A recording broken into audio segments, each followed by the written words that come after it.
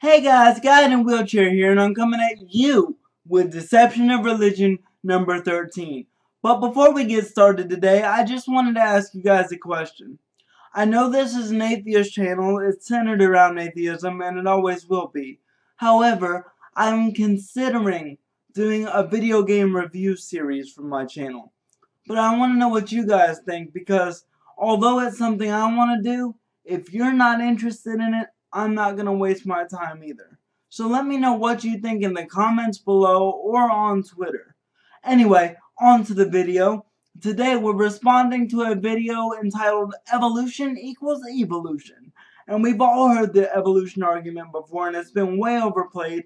But you know what? I'm a nice guy. So I'm going to give this guy the benefit of the doubt and say maybe he has some new information or a new argument that might change my mind. Take it away, sir. Okay, I'm going to talk a little bit about evolution, and we have basically two different options here. We have the Bible and we have Darwin's theory, and they still call it a theory because they don't know if it's true. It might be true, it might be false, but they call it still a theory. So really, that's what you're going to open with? That's your opening, really? Okay, first of all, not only is this redundant, and not only has it been debunked multiple times, just YouTube it, go ahead, but it's frustratingly stupid. You don't know what the word theory means. How can you even say that? Theory in a scientific sense is completely different from theory in an everyday conversation sense. I'm gonna paraphrase, I think it's Neil deGrasse Tyson here. If there were such thing as a law in science, a theory would be above a law. There is nothing higher than a theory. Google notjustatheory.com and you'll find a website that will thoroughly explain to you what theory means in a scientific sense. But until then, don't make these arguments because you make yourself look stupid and it's aggravating. And we have the Bible, which can be tested scientifically, and it's never been proven wrong. The Bible can be tested scientifically. The Bible can be what? Are you kidding me? What? Okay, in the beginning, God created the heavens and the earth. Prove that scientifically. Go ahead, test that scientifically. I want to see the experiment that you set up to test that. Furthermore, there's a mountain of evidence for evolution, so you, sir, are dumb. For example, they can never, not even in a lab, and they can do a lot of things in a lab. If you watch YouTube, they can do like these things. But they never have a monkey, for example, who has a human child. Not even once they have done this. And they say, it's proven. No, it's not proven. Give me proof that I can see with my eyes. Until they do.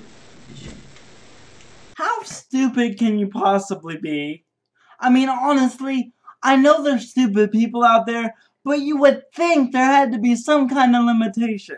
Did you really just say the only thing that would prove to you, or the one thing that would prove to you that evolution is true, is if a human fell out of a monkey's vagina? Are you kidding? What? You're ridiculous. Besides, evolution doesn't even say humans come from monkeys. Monkeys are our cousins. We have a common ancestor. Your cousin didn't give birth to you, did it? I don't think so. Okay. So Darwin said that everything, all the complexity and beauty and order we have now, it comes from nothing.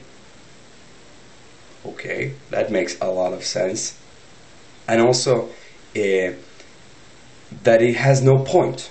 Okay, first of all, Darwin's theory of evolution doesn't say we came from nothing.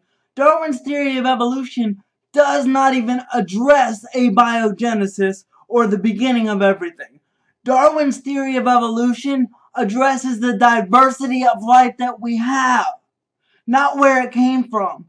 And furthermore, purpose in life, it's purpose enough for me that I was gifted this short time of consciousness.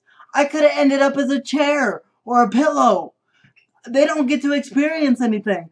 I do. I was gifted this tiny, insignificant moment of consciousness. Is that not enough purpose?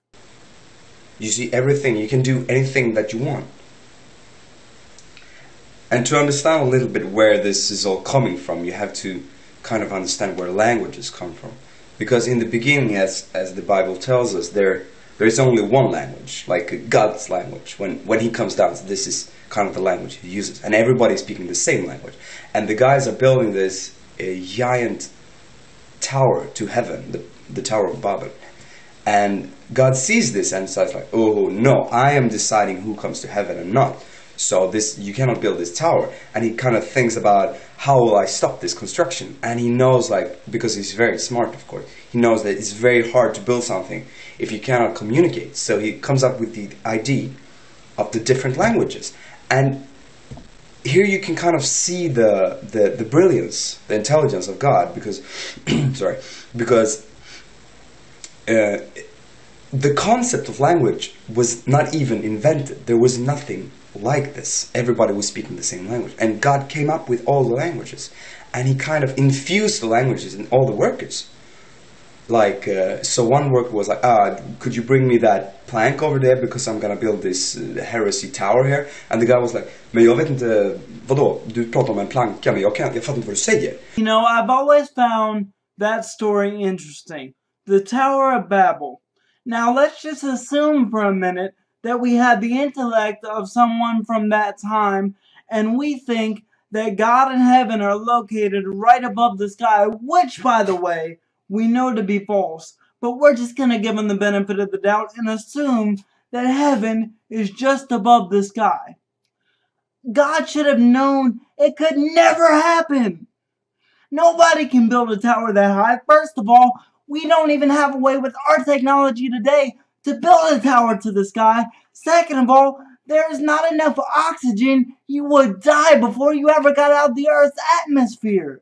And so they couldn't complete the tower. So at that point, he made all the languages, like English and Brazilian Portuguese, and all these languages were kind of made on the fly.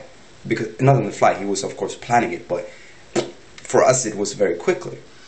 And at that point he kind of had the plan, because he knew that this idea with the evolution were gonna come up and kind of try to hit him.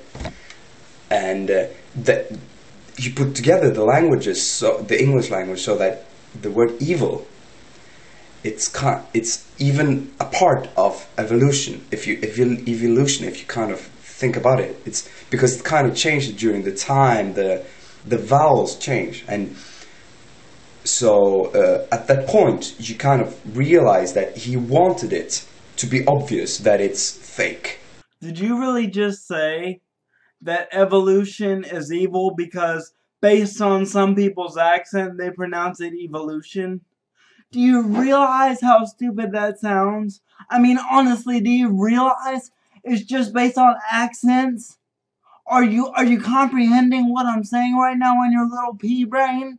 This is kind of the third part of this video where I conclude everything we have been talking about here, and why is evolution not, because evolution is not correct, but you can believe that it's correct, and why this leads to a lot of problem. Because if everything is random and there is no point to your life, which evolution basically says. No, evolution does not say everything is random, and evolution does not say we have no purpose.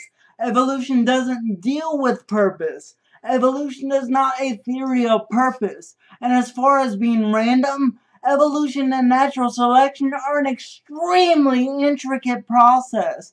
Nothing about natural selection and evolution is random. Not one bit. Because there's not the love of God in it. Then you can do whatever you want. And it's very easy to see that this leads to very bad behavior. Because you can go to any person in any country. Like in Sweden we're kind of confused now because there's a lot of people trying to say that we don't believe in God. But we kind of will get back to the way, because it was much better before, because we had more people who were believers. But if you, for example, you go to US or some other good Christian country, if you go to the prisons and you go to the worst people, the the murderers and the rapists and these, and you ask them why they did they basically all Christian. They're basically all atheists because they hate God. Everybody who does anything wrong, like rape or murder, is an atheist. That's what you're telling me. And how can you say that? This country, what you call the great Christian country, is 81% Christian. 81% of this country, based on the last poll that I know of, claim to be Christian. How can you say that anybody who does anything wrong is an atheist? In fact, most prisoners are Christian, especially ones who commit crimes like that, because they have a life sentence and they feel alone. They need something to grasp onto. How can you possibly make that generalization? And you ask them, why did you do it? And he's like, oh, because I wouldn't be sent to hell if I did it, because there's no hell, because I'm a Darwinist. So if you ask anybody who's ever committed a crime why they did it, their answer will be, because I won't go to hell.